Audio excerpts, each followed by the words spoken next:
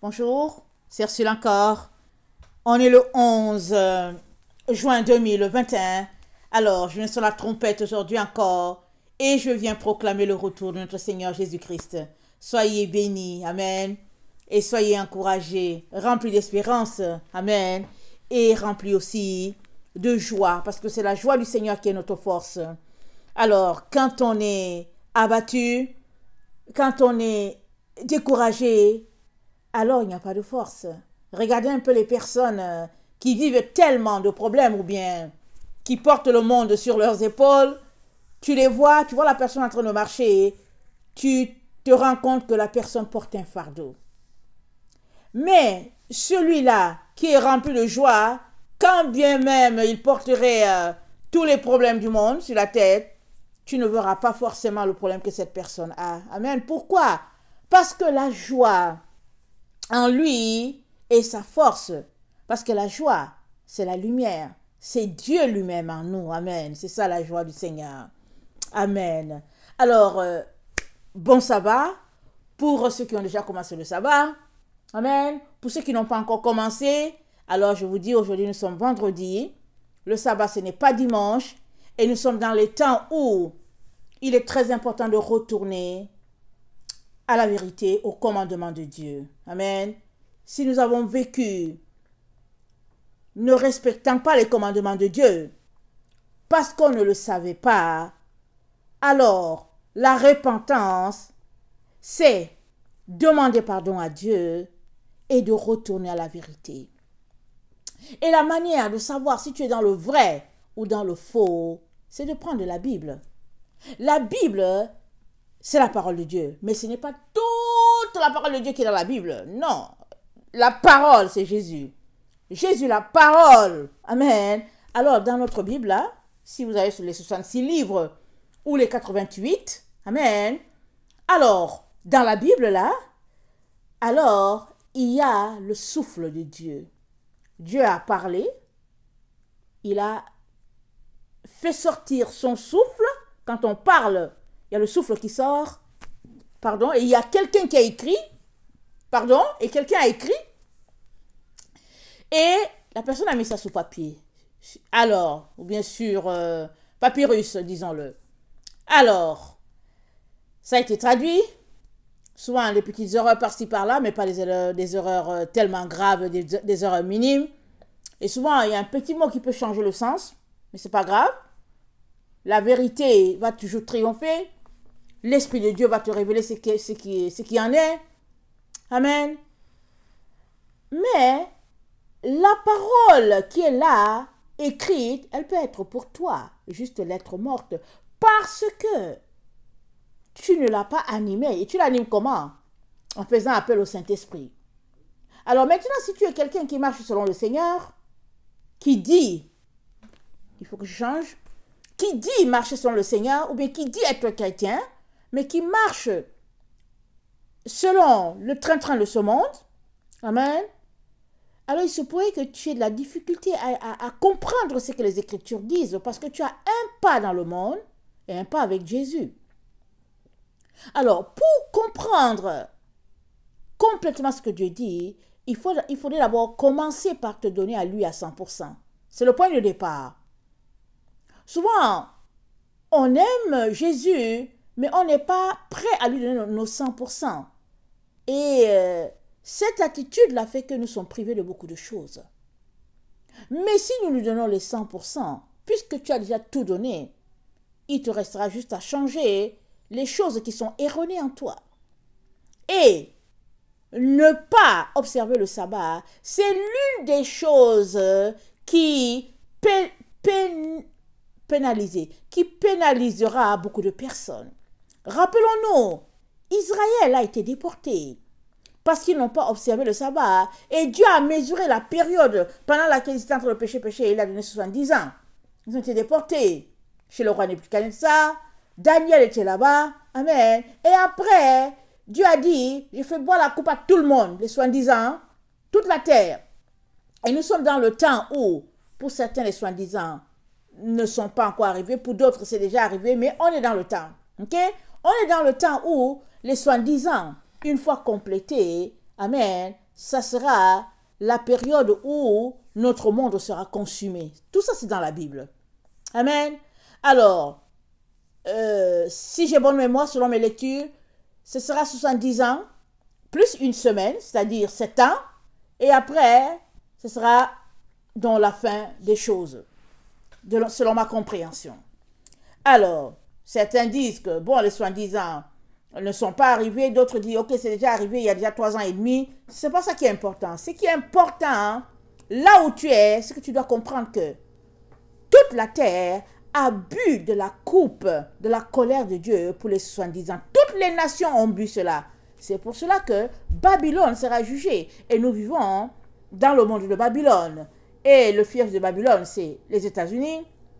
Et nous savons que le jugement de Dieu va tomber sur Babylone. Allons-y lire attendez, Apocalypse 18, 17, 18, amen. Et on ne sera pas épargné parce qu'on vit sur cette terre-là, on vit et tout marche au rythme de Babylone. Et tout cela, c'est parti du fait que Israël a bafoué le sabbat, il a bafoué la loi de l'Éternel, il a bafoué ce que Dieu a dit. Dieu a dit ce jour-là, reposez-vous. Même le bétail, qu'il soit au repos, même la terre, que la terre soit au repos, qu'il ne faut pas qu'il y ait quoi que ce soit, en tout cas repos total. La seule chose qui arrive, c'est que s'il y a une brebis qui tombe sur une fosse, dans une fosse, évidemment, il faut l'aider. S'il y a quelqu'un qui est malade, évidemment, il faut l'aider. Mais Israël, les rabbins exagéraient tellement que souvent, les gens étaient dans la peine, dans la douleur et tout, et puis ils ne voulaient pas aider la personne, ils se disaient, c'est le sabbat. C'est pourquoi Jésus a dit, quand Jésus est venu, amen, Jésus faisait beaucoup de guérisons, de miracles. Il enseignait le jour du sabbat pour montrer aux gens que, écoutez, le sabbat, c'est important, mais pas au point vraiment de mépriser l'être humain, parce que c'est l'être humain qui était méprisé. Parce que Jésus leur a dit, ok, vous dites qu'il ne faut pas que je guérisse le jour du sabbat, mais comment se fait-il que quand votre brebis tombe dans une fosse, vous ne la laissez pas là-bas? Vous allez chercher la brebis, un animal. À combien plus forte raison devrez-vous être dévoué envers un être humain qui a besoin de vous le jour du sabbat? Mais l'exagération était telle que vraiment, c'était terrible. Et Jésus leur a dit, mais non, c'est pas comme ça qu'il fallait se comporter. Mais Jésus n'a jamais banni le sabbat. Alors il y a des gens qui restent là, disent que ouais, Jésus est venu et il m'a libéré de la loi. Tu es sûr que c'est ça que tu as lu? Tu es vraiment sûr? Jésus est venu, il a dit, alléluia, je ne suis pas venu pour abolir. Merci mon Dieu. Mais je suis venu pour accomplir. Jésus a accompli la loi. Pour que toi aussi tu puisses l'accomplir. Mes brebis entendent ma voix, dit Jésus. Il dit, s'ils m'ont persécuté, ils vous persécuteront. S'ils m'ont haï, ils vous haïront. Aucun disciple n'est plus grand que son maître. Aucun serviteur n'est plus grand que son maître. Alors, Jésus accomplit la loi, il l'a accomplie. Et nous, qu'est-ce que nous faisons? Nous ne voulons pas l'accomplir. Nous ne savons même pas c'est quoi quand Jésus parle de ses commandements. Il a dit, celui qui a mes commandements et qui les garde, c'est celui qui m'aime. Mais c'est quoi les commandements dont Jésus a parlé? Demande aux gens. Ils sont là, ils se regardent, ils ne savent pas c'est quoi les commandements. Mais au fait, c'est les 10 commandements. Jésus n'a pas apporté notre commandement. Tout cela pour te dire, mon frère, ma soeur, que le sabbat, ce n'est pas dimanche. Les hommes ont mis le sabbat le dimanche. J'ai déjà apporté plusieurs leçons là-dessus. Amen. Mais toi qui es un enfant de Dieu, tu dois savoir que le sabbat, ça commence dans la soirée, au coucher du soleil du vendredi, et ça finit le lendemain, le samedi, à l'autre coucher du soleil. Organise-toi pour venir devant Dieu dans la repentance, lui demander pitié, et vraiment changer les choses. Si maintenant tu veux louer le Seigneur, le célébrer, te reposer le samedi et puis aussi le faire dimanche, ok, c'est ton choix. Tu peux offrir à Dieu tous les jours que tu veux.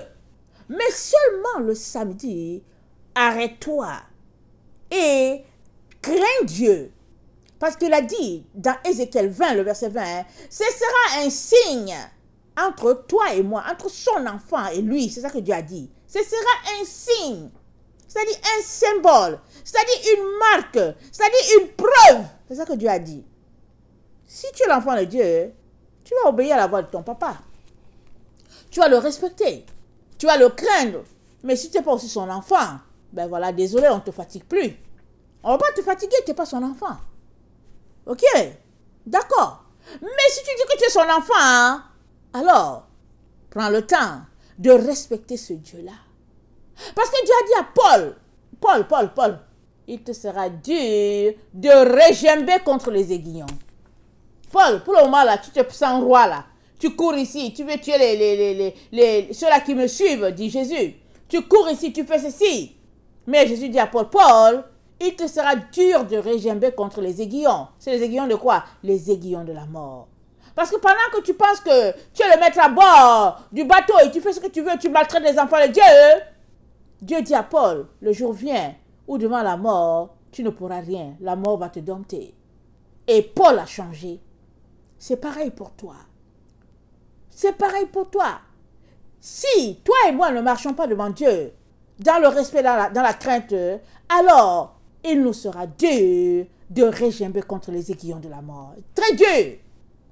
Maintenant que nous avons encore l'occasion, maintenant que nous entendons encore sa voix, maintenant que Jésus n'est pas encore venu, maintenant que nous sommes encore vivants, il est très important que nous puissions changer ce qui a changé. La Bible dit, aujourd'hui, si vous entendez sa voix, n'endurcissez pas vos cœurs. N'endurcissez pas vos cœurs. Alors, n'endurcissons pas nos cœurs devant ce Dieu-là. Il est un Dieu plein d'amour, de bonté. Il est un Père. Il y a une façon de fonctionner. C'est comme dans une maison. Dans une maison là, si tu n'as pas donné des directives à un enfant, hein, ne viens pas lui dire, tu n'as pas fait ceci, tu n'as pas fait cela, tu n'as pas fait ceci. Mais qu'est-ce que tu lui as donné comme consigne? Tu lui as donné quoi comme consigne? Si tu n'as pas donné de consigne, ne viens pas te plaindre. C'est pas compliqué. L'enfant ne sait pas ce qu'il doit faire. Alors, il fait ce qu'il veut. Par contre, si tu lui as donné des consignes, des règles A, B, C, D, que voilà comment ça se comporte dans une maison, alors tu as raison de dire à l'enfant, qu'est-ce que tu as fait là? Pourquoi tu n'as pas respecté ceci? Et l'enfant a un droit de te répondre. Alors, c'est pareil. Dieu nous a donné des consignes claires et nettes dans sa parole. Et il nous a dit, mes brebis entendent ma voix. Tout est là. La Bible est là. L'Ancien, le Nouveau, tout est là. Mais toi qui dis que, toi qui te réclames de lui, que fais-tu? Que fais-tu, toi qui te réclames de lui? Es-tu de ceux-là qui lui obéissent? Ou bien es-tu de ceux-là qui lui tiennent toujours tête en disant que, ouais, t'es sauvé? T'es sûr que t'es sauvé? T'es sûr? Il y a une théorie qui traîne là sur toute la terre en disant que bon, on est sauvé, on n'a besoin de rien. Mais la Bible nous dit, c'est en espérance qu'on est sauvé. Ça veut dire quoi? L'espérance là, c'est jusqu'au moment où tu entres là, tu dis, ouf, Seigneur, merci. Mais en attendant ce moment-là, tu te comportes de manière droite. Tu fais très attention pour que ton nom ne soit pas effacé. C'est clair, c'est net dans la Bible. Ce n'est pas compliqué. Ce n'est même pas mitigé. Mais si on veut compliquer les choses, qu'on essaie de se justifier, alors on va essayer de dire que mais non, mais si, et puis ici, cela. On n'est pas de ceux-là qui croyons, qui mettons notre foi dans les fables, n'est-ce pas? On croit à la vérité, on se tient sur la vérité. Et la meilleure façon de se tenir dans la vérité, c'est de prendre les Écritures, de voir qu'est-ce qui a été dit et qu'est-ce que moi je fais qui n'est pas correct et d'aller devant Dieu pour s'humilier, pour demander pardon. Amen. Que le Seigneur bénisse sa parole. Alors, aujourd'hui, je viens parler de la pensée évolue avec nous. Amen. La pensée, elle évolue avec nous. Alors, si on prend juste l'exemple du sabbat que je viens de partager tantôt, peut-être quelque chose, un petit encouragement de 14 minutes un maximum que je viens de partager, la pensée sur le sabbat évolue avec toi. Alors, la pensée, elle vient d'où? C'est Dieu qui a déclaré la parole. Il a dit, je suis l'Éternel, ton Dieu. Attends, je vais citer le 4e commandement. Il a dit, honore le sabbat, voilà. Honore le sabbat, parce que Dieu a travaillé 6 jours, et le 7e, il s'est reposé.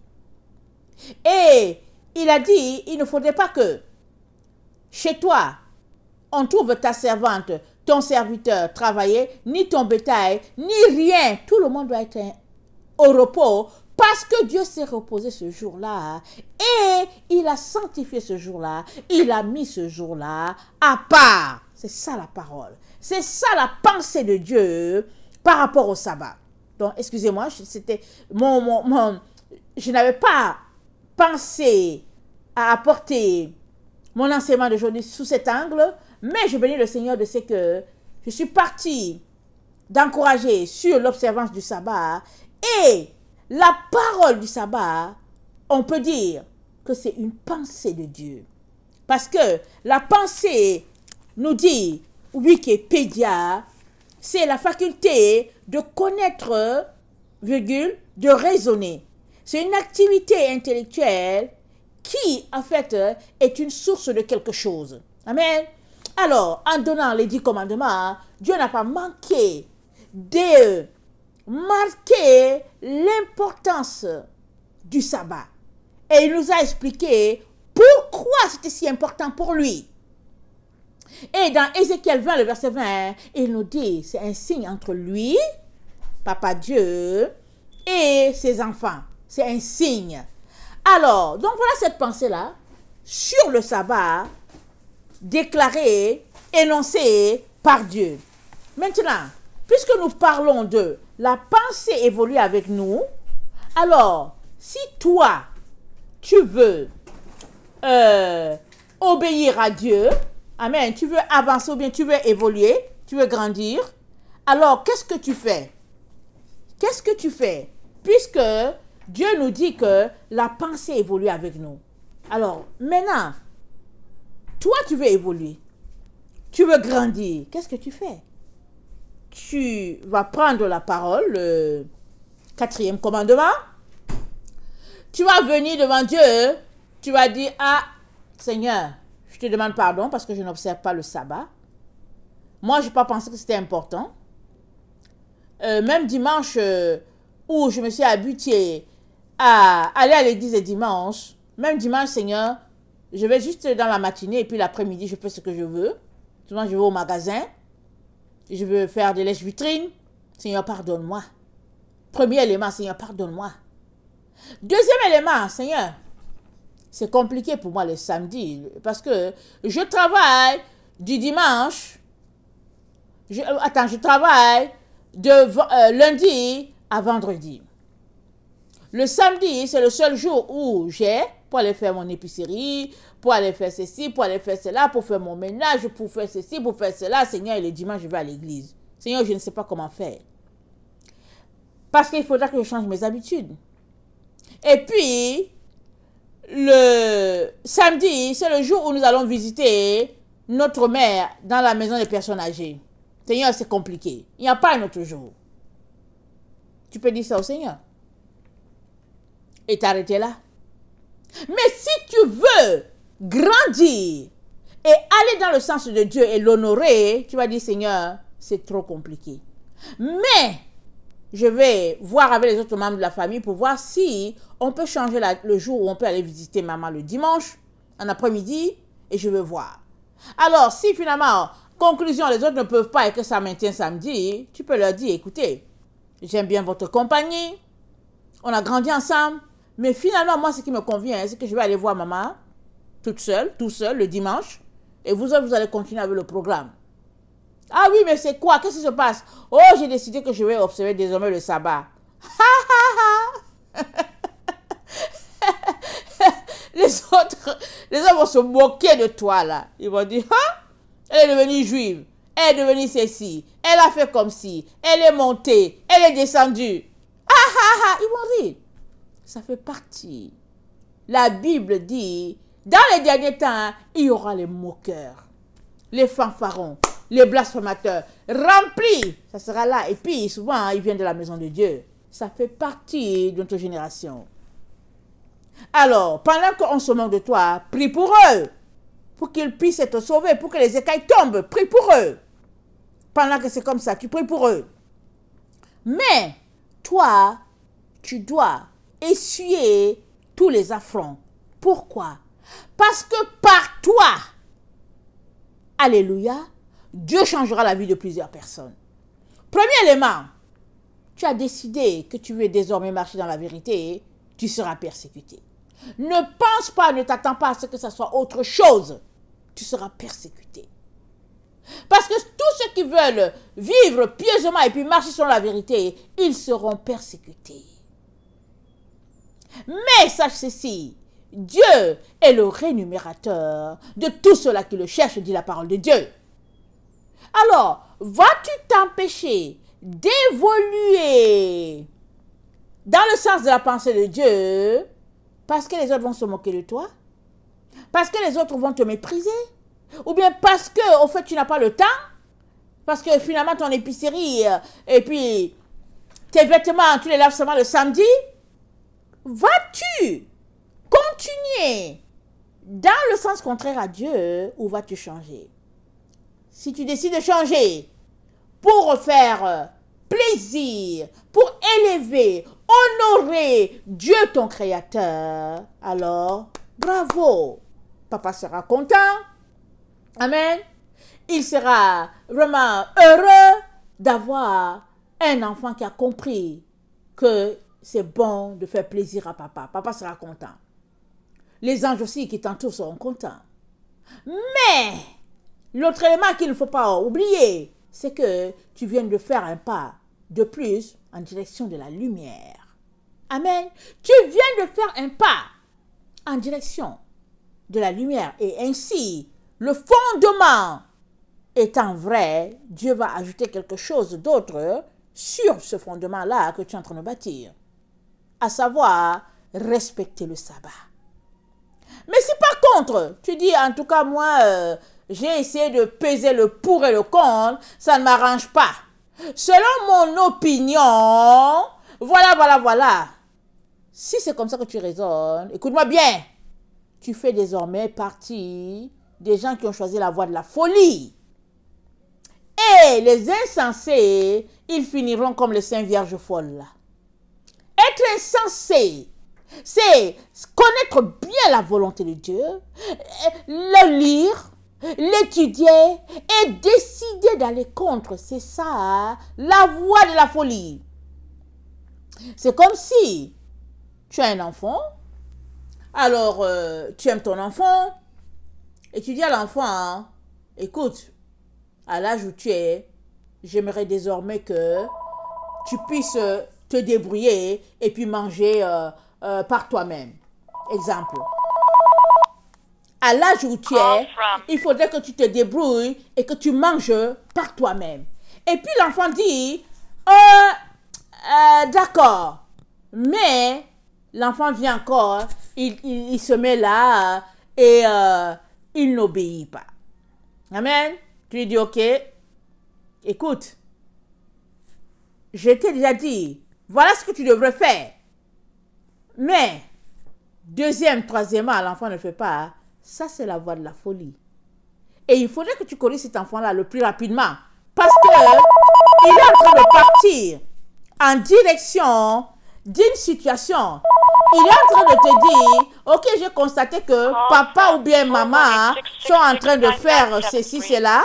Et puis finalement, je peux dominer sur eux. Parce que selon ce qu'ils me disent, ils sont en train tout simplement, en train d'aller dans un sens que moi, je n'ai pas pensé. Amen. Il est donc très très important qu'on puisse obéir et obéir jusqu'au bout. Ça, c'est très important. Tu ne peux pas t'en sortir autrement. Amen. Alors, un enfant qui n'obéit pas, il sait très bien que les parents ont dit quelque chose et puis il n'obéit pas, il est en train d'embrasser la voie de la folie. Et si tu ne l'aides pas le plus rapidement, tu es en train de montrer à cet enfant-là, amen, la voie de l'égarement. Ça, il faut que je te le dise tout de suite. Amen, surtout si tu es parent. L'enfant a posé une action une fois, ok, tu dis ok, demain ne reprend plus. Hein. Il pose l'action deux fois, alors il faut le corriger. Il faut le corriger tout de suite pour que l'enfant sache que ce que j'ai fait là c'est grave, papa et maman n'aiment pas ça. Et il va apprendre les règles de vie. Alors c'est comme ça que tu es en train de te comporter.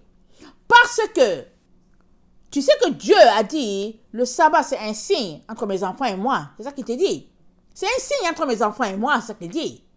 Alors, si tu penses que tu es son enfant, alors qu'est-ce qui fait que tu fais fi de ce qu'il t'a dit? Qu'est-ce qui fait que tu ignores? Dieu n'est pas un petit, c'est pas ton petit ami ou ton petit copain. Non, il est Dieu. Amen. Il est très important qu'on fasse la différence entre nos croyances à nous et la place que nous faisons à ce Dieu-là. C'est très, très important. L'autre élément qui est très important, que j'aimerais que tu saches, alors, la pensée évolue avec nous. Et dans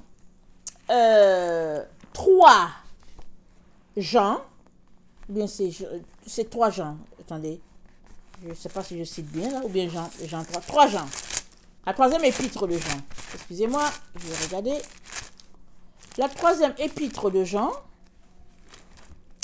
le 2, c'est dit, c'est notre frère Jean qui parle, il parle à Gaius, il dit, bien-aimé, je souhaite que tu prospères à tous égards et sois en bonne santé, comme prospère l'état de ton âme. On sait qu'il y a beaucoup de gens qui ont utilisé ça pour la prospérité matérielle, les gens qui détournent les autres et puis qui envoient tout aux questions d'argent et de richesse. Amen. Mais il dit, je souhaite que tu prospères à tous égards et sois en bonne santé, comme prospère l'état de ton âme. Alors l'âme, c'est quoi? Dans l'âme, on trouve la volonté, on trouve la pensée, on trouve les émotions, on trouve quoi d'autre? En tout cas, les 3 me viennent. On a déjà 3 là. Je sais qu'il y a peut-être 4 ou 5 dedans dans l'âme. Amen. Alors, l'apôtre Jean dit au frère Gaius, il lui dit, je souhaite, moi Jean, que tu puisses grandir, que tu puisses évoluer sur tous les plans de ta vie, comme évolue ton âme. Ça veut dire quoi? Notre âme grandit. Ce qui est là, c'est que souvent, tu peux voir un adulte, tu vois la personne, elle a 40 ans, elle a une âme d'un enfant de 10 ans. Il y a un problème. Il n'y a pas longtemps, on a rencontré un jeune. Amen. Moi, j'ai des jeunes et j'ai des jeunes adolescents. Et quand on a rencontré le jeune, mes enfants étaient étonnés de connaître l'âge du jeune. Ils ont dit, maman, il ne fait pas cet âge-là. On dirait que, ça dit que il ne fait pas l'âge qu'il a. On dirait qu'il a 4 ans de moins que l'âge qu'il a. On dirait, maman. Et j'ai dit, mais pourquoi vous le dites? Ils ont donné les raisons et tout et tout. Mais au fait, il a été trop chouchouté, cajolé, et puis gardé bébé. Surtout quand les parents ont un seul enfant, et tout ça. Et puis, ça dit que dès que l'enfant va venir, on dit, oh Solange, on appelle la servante, Solange, va t'occuper de lui. Dès que l'enfant fait, on dit, hey, Gabriel. Mais l'enfant n'a pas le temps de tomber par terre. Il n'a pas le temps. Il est tellement chuchoté, cajolé que finalement, il a tout. Ça ne marche pas. Notre âme évolue avec nous. Ça veut dire que autant tu grandis physiquement, autant ton âme doit grandir aussi. Et aussi, ton esprit, tout doit grandir. De telle sorte que quand on te prend, amen, on puisse dire, waouh, il est mature. Elle est mature. Et souvent même, il y a des personnes, tu les vois, elles peuvent avoir, exemple, prenons une personne qui a 20 ans. Prenons une jeune fille qui a 20 ans. Elle a 20 ans. Mais quand elle ouvre sa bouche pour parler, tu dis, waouh, waouh. On dirait une femme de 30 ans. On dit, waouh, c'est pas possible. Elle est tellement mature, cette petite, c'est pas croyable. Ça veut dire que son âme a été développée, a été conditionnée, a été élevée à un tel niveau que la personne est très, très alerte. Très alerte. Comprenant les choses qui ne sont pas de son ressort. Et souvent, ça relève souvent des parents, ou bien en tout cas, peu importe, il y a des conditions Mais ce n'est pas de ça qu'on va s'arrêter. Ce n'est pas sur ça qu'on va s'arrêter. Juste pour dire que Dieu nous a bâtis de telle manière que nous grandissons. Nous, souvent, les humains, on s'arrête juste au niveau de la croissance physique. On regarde, on dit que, en tout cas, c'est bizarre. Hein, ce bébé-là, il avait 2 ans. Hein, mais là, il a 10 ans. Hein, ça veut dire que vraiment, ça veut dire que j'ai vieilli. On peut dire les choses comme ça. Mais ce que nous devons savoir aussi, c'est qu'une personne qui marche avec le Seigneur, amen, pendant 10 ans, ça devrait se voir. Mais malheureusement, hein, en tout cas, il y a beaucoup de personnes où tu ne vois pas que la personne a 10 ans spirituellement de vie avec Jésus. Tu vois la personne, elle dit, hey, tu sais quoi, demain, c'est mon 10e anniversaire de naissance d'avec Jésus. Tu dis quoi? Oui, demain, ça va faire 10 ans que je vais donner ma vie à Jésus. Tu dis, waouh. Maintenant, tu regardes la personne, tu dis, 10 ans. Mais qu'est-ce qui s'est passé? La personne n'a pas grandi. Il y a quelque chose, il y a eu un manque à quelque part. Et ça arrive, ça peut arriver à tout le monde. Vous savez, ça n'arrive pas juste à une catégorie de personnes ou bien à certaines personnes. Ça peut arriver à tout le monde. Jusqu'au moment où tu prends conscience que tu as besoin de grandir. Jusqu'au moment où quelqu'un te envoie une prédication. Et tu entends ça, tu dis, oh là là, on dirait que ça c'est moi. Jusqu'au moment où tu dis que non, moi je suis fatigué de cette vie-là. Je suis fatigué de cette vie chrétienne-là. Il faut qu'il y ait quelque chose qui se passe dans ma vie.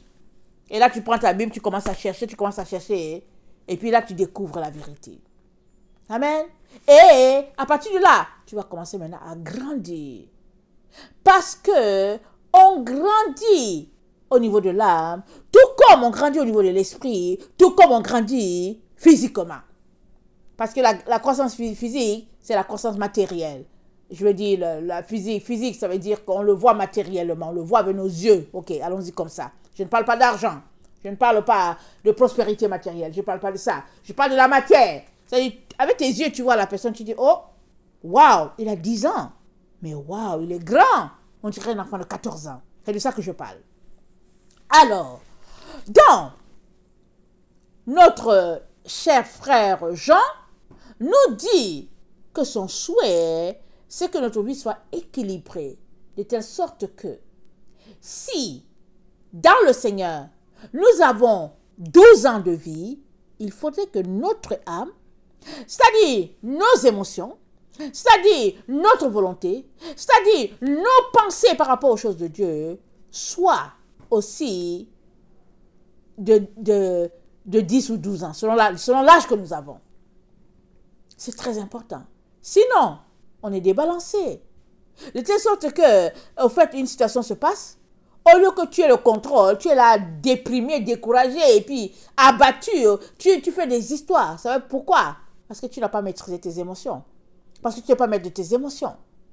Parce qu'à 10 ans, on devrait s'attendre à ce que tu puisses maîtriser tes émotions là. Mais non, non, non. On te regarde, on se dit, mais voyons, qu'est-ce qui se passe? On doit venir aussi consoler, ou bien, vraiment, consoler cette personne-ci à un certain niveau.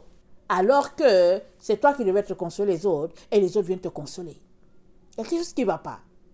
Alors, donc, notre pensée évolue avec nous. Maintenant, en sommes-nous conscients? Si nous sommes conscients de cela, sachez que ça n'arrive pas automatiquement. Amen. Ça n'arrive pas automatiquement. Malheureusement, c'est le problème de plusieurs enfants de Dieu. Ils sont là et ils ne se lèvent pas pour aller faire la chose. Pourquoi? Ils sont éduqués à attendre que quelqu'un fasse la chose pour eux. Mais personne ne va le faire pour toi. Il y a un système en cours depuis quelques siècles où on paye une personne et c'est l'ouvrier et il est supposé apporter tout ce qu'on a besoin. Mais malheureusement, un être humain ne peut pas toujours apporter tout ce que tu as besoin. Par contre, le Saint-Esprit, oui. Tu as ta Bible.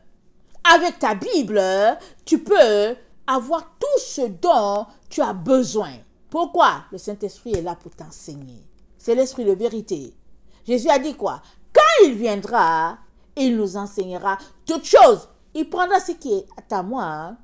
Il prendra ce qui est à moi et il vous l'apprendra, il vous l'annoncera. Il ne vient pas parler de quelqu'un d'autre. Il vient parler de Jésus. Quel Saint-Esprit as-tu, toi? Ton Saint-Esprit, c'est lequel? Si, au lieu de parler de Jésus, tu parles de voiture, d'avion, de choses, de carrière, d'argent et tout, pose-toi les questions sur le Saint-Esprit qui est en toi. Parce que le Saint-Esprit, quand il est en toi, oh, le feu brûle pour Jésus. Ça brûle. C'est Jésus seulement. Il te parle de Jésus, il te parle de Dieu et tout. Et ça brûle. Et plus tu vas venir dans la présence de Dieu, plus le Saint-Esprit va t'enlever le goût des choses de ce monde. Tu vas même te demander, comment ça veut dire que tu étais dans ces choses-là? Ça, c'est l'œuvre du Saint-Esprit. Et le Saint-Esprit en toi fait que tu évolues. Tu grandis. Parce qu'il veut t'amener à découvrir les choses extraordinaires que le Seigneur a mis en réserve pour toi. Et surtout, il aimerait, ou bien il est là pour t'aider à découvrir qui tu es dans le puzzle de Dieu. C'est ça. Il y a des gens qui sont là, ils ne savent même pas pourquoi ils sont sur la terre. Mais ils sont les serviteurs de Dieu.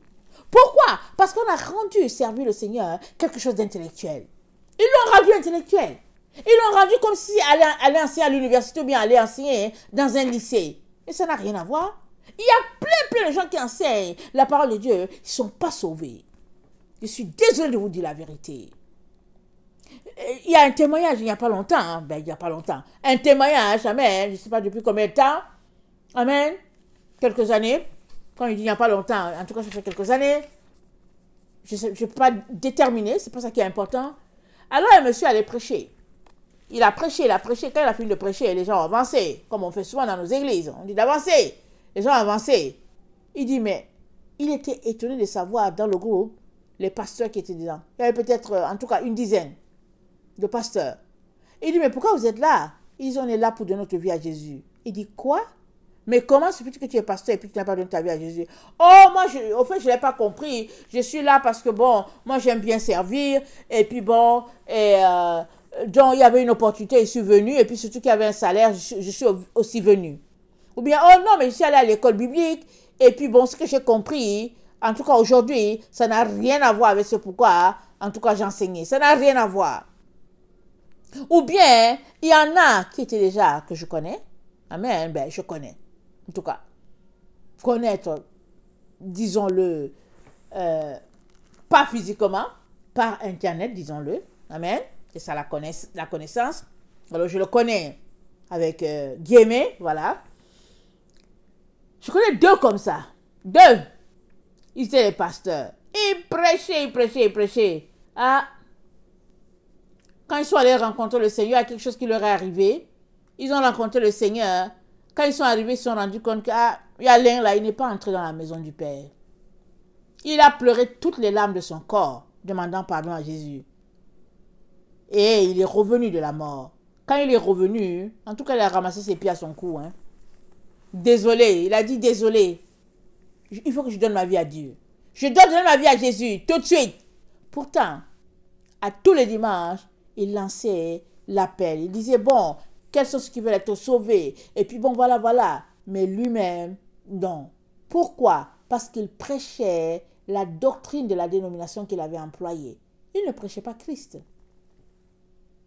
Il ne prêchait pas Christ. Et là où nous sommes là, en train d'attendre le retour du Seigneur, toi et moi avons un seul choix. C'est d'évoluer, amen, avec la pensée du retour du Seigneur. C'est là que nous sommes. Nous n'avons pas le choix. C'est-à-dire qu'il y a des églises qui ne parlent même pas du retour du Seigneur. C'est-à-dire les gens ont mis une croix dessus. On ne parle plus du retour du Seigneur. C'est comme si, bon, Jésus est déjà venu jusqu'à ce que c'est un vieux dossier. Mais s'il y a une seule chose que nous devons parler à tous les jours, ou bien si vous voulez à tous les dimanches, le retour de Jésus. C'est tout. Sujet, retour de Jésus. C'est tout. Premier dimanche de janvier. Deuxième dimanche de janvier, retour de Jésus. Jusqu'à le 52e dimanche de décembre, retour de Jésus. Dedans là, il y a trop d'éléments à décortiquer pour que le peuple soit prêt. Mais c'est la seule pensée. L'univers doit être rempli de la connaissance de Christ. La Bible dit, la terre sera remplie de la connaissance de la gloire de Dieu. C'est dans le temps dans lequel nous sommes. C'est là que nous sommes. Et bien sûr, on n'a pas besoin d'aller... Excusez, on n'a pas besoin d'aller à l'école biblique. Nous autres, là, c'est nos casseroles. Moi, je viens, ce matin, hein, je n'ai pas pu apporter le message le matin. Je bénis le Seigneur. J'ai pris le temps à lire ma Bible. Amen. À me ressourcer autrement. Amen. Mais avant de venir là, tout de suite là, j'ai d'abord frotté mes casseroles. Je l'ai bien frotté là. J'ai fait ce que je devais faire en termes de cuisine et tout. Amen. Et me voici en train de proclamer le retour du Seigneur. Pourquoi est-ce que je mentionne ça? Il est important que tu saches que ce n'est pas parce que tu as un diplôme de théologie que tu es habilité à parler de Jésus. Ce n'est pas parce que l'autre frotte ses casseroles qu'elle n'est pas habilitée. Parce que Jésus-Christ, c'est dans le cœur. Là où est ton trésor, là aussi sera ton cœur. Et la bouche parle de l'abondance du cœur. Alléluia et amen. Alléluia. Si dans ton cœur, il n'y a que les papiers, eh bien, quand tu vas te tenir là, tu vas parler papier, papier, papier, papier. Tu vas essayer de démontrer un semblant de nuage et puis, etc., etc. Alléluia. Mais si c'est Jésus-Christ, alléluia, oh Seigneur, le cœur, ça parle. Le cœur. Jésus est là. L'abondance, tu vas parler, tu vas parler, tu vas parler. Les autres vont t'insulter, vont t'insulter, vont t'insulter. Ça ne change rien. Il faut parler. Il faut annoncer le retour du roi des rois, le Seigneur des seigneurs. La Bible dit, tout genou fléchira et toute langue confessera qu'il est le Seigneur, à la gloire de Dieu notre Père. Amen et alléluia. La pensée évolue avec nous. Où en es-tu avec le retour du Seigneur? As-tu sauté dans la barque de Jésus en ce qui concerne son Seigneur? Ou bien es-tu toujours dans la barque des différentes doctrines? En train de tourner là. Jésus est là à la porte. Il est juste là. Tu es toujours là dans la roue des doctrines. On ne sait même pas s'il vient, que bon, il ne faut pas exagérer. Et puis bon, voilà. Et puis bon, ils sont là, ils racontent n'importe quoi. Et puis tout ça. Mais Jésus-Christ, alléluia, il annonce son retour à tout le monde. Il n'y a personne sur la terre qui dira un jour à Jésus, je ne savais pas que tu venais. Je suis désolé de te le dire. Tout le monde a déjà été averti d'une manière ou d'une autre. Soit tu as bouché les oreilles, soit toi, on ne t'a pas averti par rêve, mais on t'a averti par la bouche de quelqu'un et tu n'aimes pas la personne. Alors tu dis, ne me fatiguez pas. Soit tu as eu l'information par un enfant qui jouait son ballon. Et alors il tire le ballon là et puis il dit, oh ouais, Jésus revient. Tu ne t'es pas arrêté. Tu as juste dit, mais qu'est-ce qu'il raconte? Il tire son ballon et puis il raconte que Jésus revient. Mais au fait, Dieu parle tantôt d'une manière, tantôt d'une autre, et puis personne n'y prend garde. Il vient te parler par l'enfant qui tirait son ballon. Mais lui, il tirait le ballon, il a tiré le ballon, il dit, Jésus revient. Mais toi, tu as entendu? Tu as entendu? Mais peut-être attends-tu comme Naaman qui attendait que le prophète Élisée descende, le prophète Élisée vienne jusqu'à lui et lui dise, Naaman, ta. Élisée n'a pas dit ça. Élisée a dit, dites-lui d'aller dans le Jourdain et de plonger là-bas cette fois. Naaman a été fâché, il dit que, oh, j'espérais qu'il viendrait vers moi et il dirait ceci et il dirait cela. Il dit, attendez. Excusez-moi. Il dit, attendez, en Syrie, là, l'eau est plus pure que l'eau sale d'Israël, là. L'eau sale qui est ici, là. Il veut que je me plonge ici, pourquoi? C'est sale? Les sources d'eau de Syrie, elles sont plus claires, elles sont plus limpides. Alors, ok, je m'en vais chez moi. Ces serviteurs ont dit, oh, papa, pardon. Mais si il t'avait demandé de faire quelque chose de compliqué, là, tu aurais fait non? Mais c'est simple. C'est simple, vas-y. Amen. Dieu merci pour les gens qui sont d'un cœur humble. Qui sont là en train de dire, papa, vas-y. Papa, s'il te plaît. Alors les serviteurs ont dit, oh papa. Papa, allez dans l'eau. Alléluia. La Bible nous dit, quand il est sorti, sa peau était comme la peau d'un bébé. Oh, merci Seigneur. Merci Jésus. S'il évoluait dans le sens de sa pensée, oh, il serait retourné avec sa lèpre. Naaman serait retourné en Syrie avec sa lèpre. béni soit l'Éternel. Il n'a pas évolué dans le sens de sa pensée. Il est allé dans le sens de la pensée du prophète Élisée. Et pourquoi? Parce que ses serviteurs lui ont dit, oh papa, papa, s'il te plaît. Papa, obéis. C'est pas grave, mais vas-y, essaye, vas-y. Fais alors ce qu'il t'a dit. Les serviteurs étaient là pour l'encourager à aller, à évoluer dans le sens de la parole qui est sortie de la bouche du serviteur de Dieu. Et Naaman a été guéri. Fais-tu partie de ceux qui évoluent dans le sens de la pensée de Dieu, ou bien fais-tu partie de ceux-là qui opposent toujours ce que Dieu dit? Tu entends une femme là comme moi là qui parle en ligne là. Elle parle et puis tu dis n'importe quoi. D'ailleurs, Dieu dit que les femmes ne doivent pas parler. Puisqu'on te l'a dit. Tu prends, Dieu dit que les femmes ne doivent pas parler. Bon, c'est fini. Comment seras-tu transformé? Ou bien le 2. Oh, et puis même, son accent m'énerve. Bon, voilà, 2. tu n'es plus en train d'évoluer dans le sens de la pensée. 3. Oh, elle est trop dure. Et puis, ça fait 3. Je peux citer plein d'éléments qui font que, finalement, tu te déclasses. Tu te déclasses. Et, au lieu d'aller dans le sens de ce que Dieu veut que tu ailles, tu es en train de t'opposer à Dieu, braquer contre Dieu, alors que Dieu, le créateur de l'univers, a juste envoyé un petit enfant là tirer son ballon, ou bien une femme ménagère pour te dire qu'il arrive. Il est très important qu'on puisse s'humilier devant Dieu. Très important. Je parle pour vous. Je parle aussi pour moi. Amen. Parce que seul Dieu a le droit d'envoyer son enfant. Amen. Et de dire quelque chose.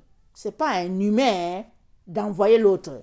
Aujourd'hui, dans le monde, nous vivons selon le 6. Le 6, c'est le chiffre de l'homme. Le chiffre 7, c'est le chiffre de Dieu. Amen et alléluia. Le chiffre parfait, le 7. Alors, l'être humain aujourd'hui s'est érigé des droits et puis il veut soumettre l'autre. Et c'est comme ça, c'est vieux. Alors, comment on appelle ça? Il y a des guerres pour soumettre l'autre.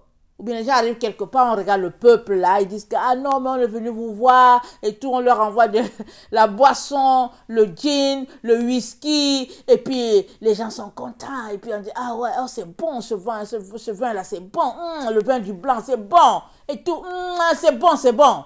Et puis finalement, hein, tu viens t'asseoir, et puis petit à petit, les gens commencent à se corrompre. Amen.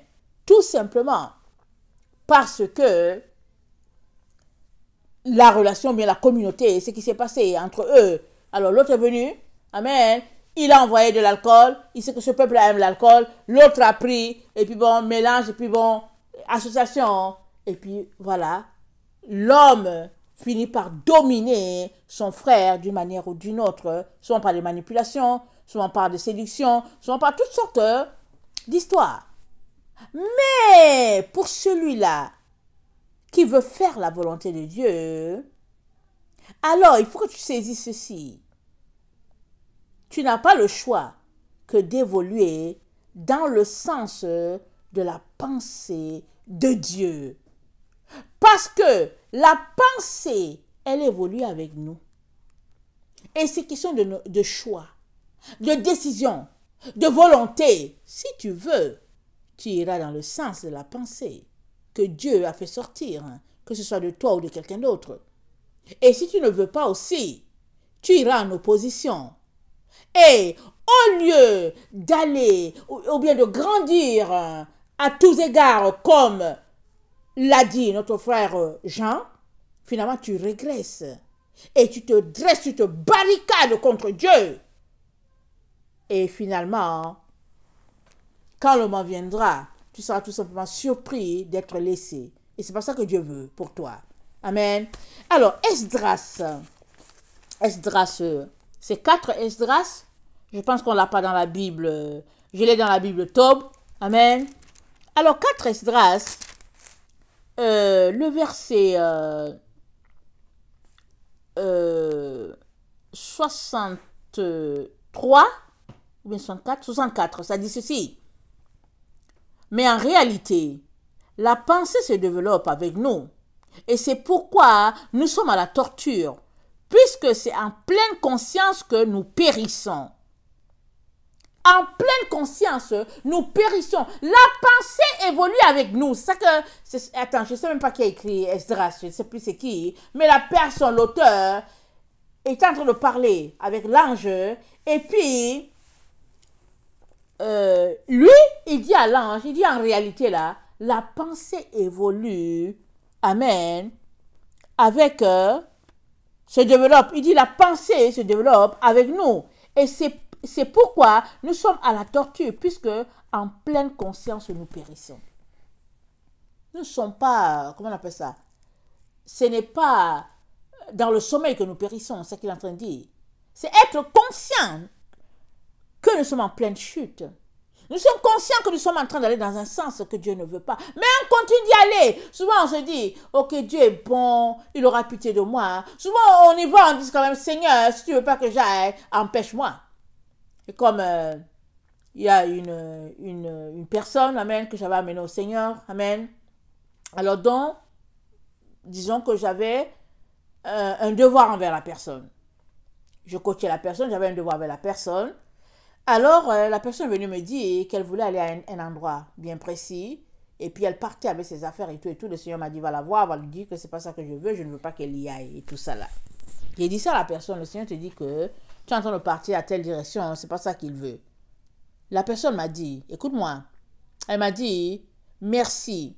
En principe, tu es ma mère spirituelle, je devais t'obéir. Mais moi, je vais aller. Si Dieu ne veut pas que j'aille, il n'a qu'à me donner, il n'a qu'à faire un accident.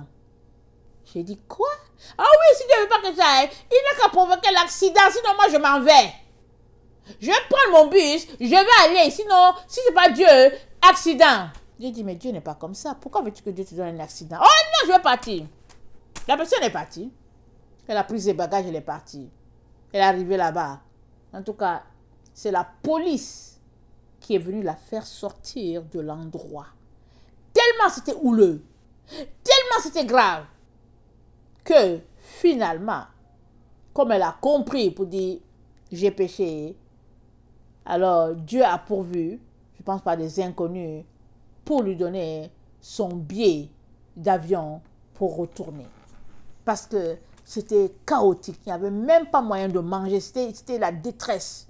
Pourtant, Dieu avait vu la situation, Dieu lui avait dit pas le faire, mais elle a dit, je vais faire. Et si Dieu ne veut pas, il n'a qu'à m'envoyer un accident. Dieu n'est pas comme ça. La pensée, elle évolue avec nous. Jusqu'où as-tu la crainte de Dieu? Alors, si tu le crains, tu iras dans ce qu'il attend, il s'attend de toi. Amen. Si tu ne le crains pas aussi, tu feras ce que tu voudras. Mais nous sommes dans une situation où les enfants de Dieu, amen, ils se soumettent à la volonté de leur Père. Ils l'aiment, ils le respectent et ils ne sont pas écrasés. Mais par amour, par honneur, ils vont dans le sens de ce que leur Père céleste leur dit. Alors, et le même auteur dit, la pensée grandit avec nous. Ainsi, ceux qui demeurent sur la terre seront suppliciés parce que, tout en possédant la pensée, ils ont commis l'iniquité. Tout en recevant les commandements, ils ne les ont pas observés. Et que, tout en ayant obtenu la loi, ils ont violé cette loi qu'ils avaient reçue. Qu'auront-ils à dire lors du jugement? Et comment répondront-ils lors des derniers temps? Waouh, les derniers temps dans lesquels nous sommes. Amen. Que de temps, en effet, depuis que le Très-Haut a eu la patience pour les habitants du monde, et cela non pas à cause d'eux, mais à cause des temps qu'il avait prévus.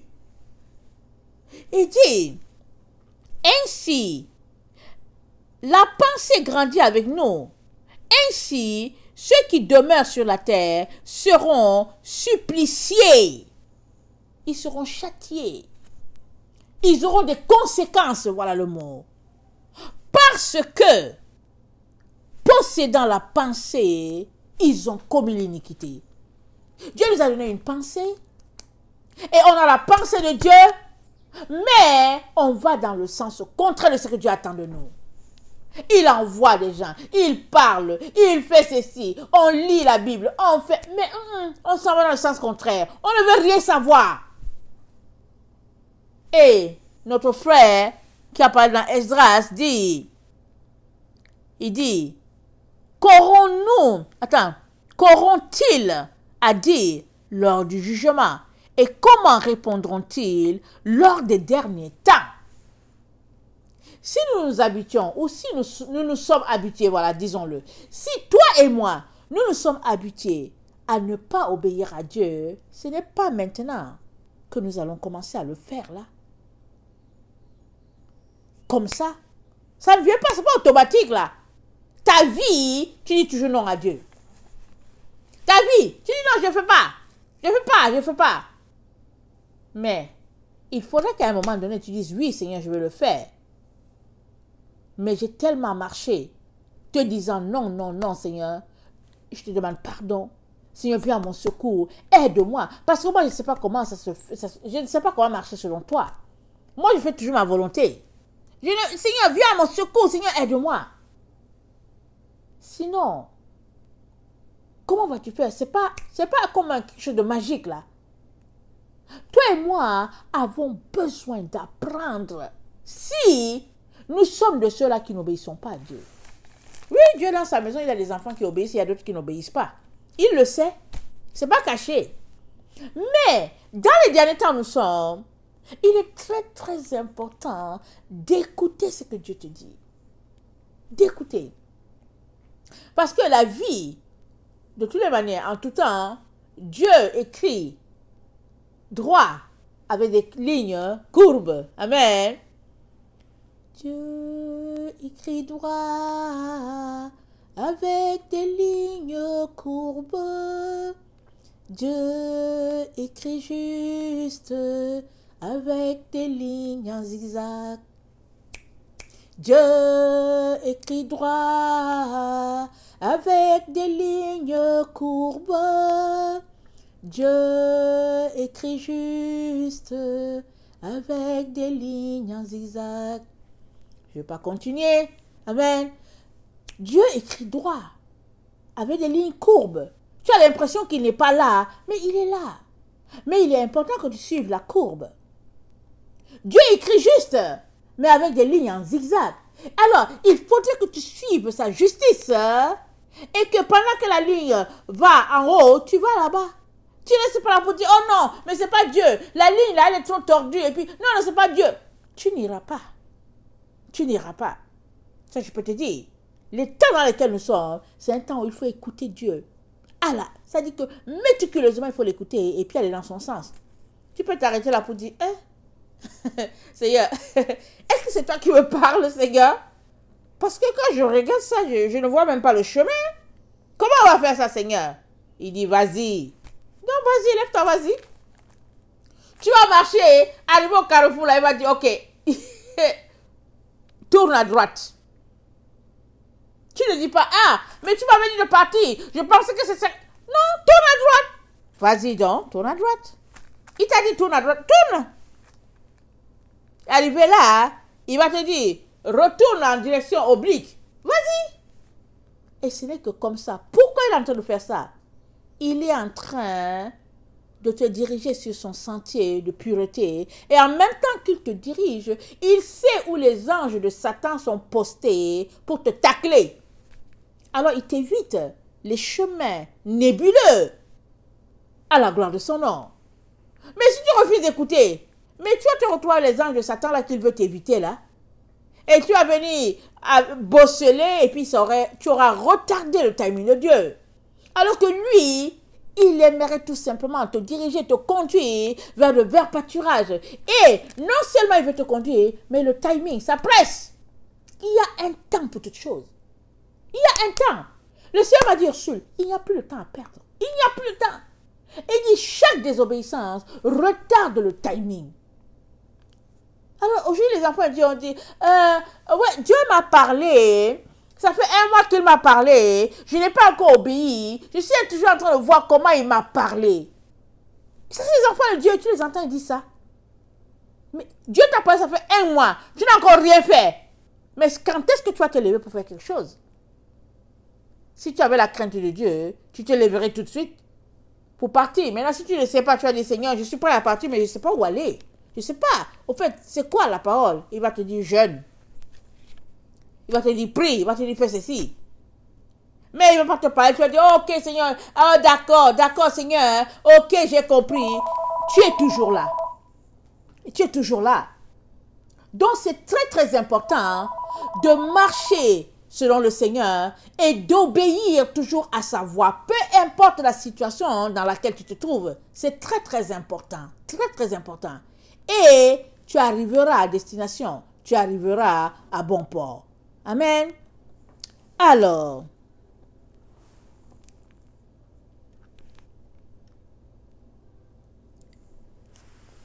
il est important d'évoluer dans le sens de la pensée. Amen. Et ici, la pensée du Seigneur.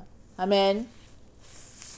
Que le Seigneur bénisse sa parole et qu'il nous donne à vous et à moi, amen, qu'il nous donne tous de marcher dans la crainte de son nom et de vivre, amen, jusqu'à ce qu'il vienne nous chercher. Avant de vous laisser, je vais vous lire cette exhortation, cet encouragement. Et maintenez-vous, c'est dans Jude. Attendez, pour vous bien-aimés, Jude 20, ok? Jude, il y a un seul chapitre. Pour vous, bien-aimés, vous édifiant vous-même sur votre très sainte foi et priant par le Saint-Esprit, maintenez-vous dans l'amour de Dieu en attendant la miséricorde de notre Seigneur Jésus-Christ pour la vie éternelle. Reprenez les uns, ceux qui contestent, sauvez-en d'autres en les arrachant du feu.